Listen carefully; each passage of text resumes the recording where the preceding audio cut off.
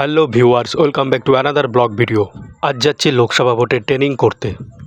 বাড়ি থেকে অনেকটাই দূরে ট্রেনিং সেন্টারটা, তাই সকাল সকালই বেরিয়ে পড়েছিলাম।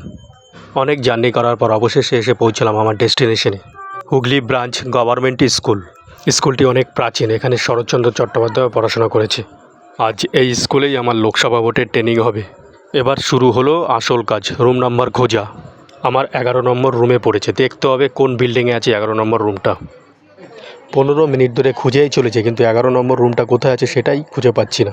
কাউকে জিজ্ঞেস করলে কেউ বলছে পেছনের বিল্ডিংয়ে আছে, কেউ বলছে সামনের বিল্ডিংয়ে আছে। অ্যাকচুয়ালি স্কুলটা এত বড়, রুম নম্বর খুঁজে পাওয়া মুশকিল।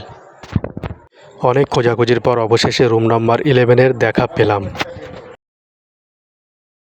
গিয়ে দেখি অলরেডি ট্রেনিং শুরু হয়ে গেছে। প্রায় 3 ঘন্টার ট্রেনিং হয়েছে, কিন্তু মাথা মুন্ডু কিছুই বুঝতে পারিনি।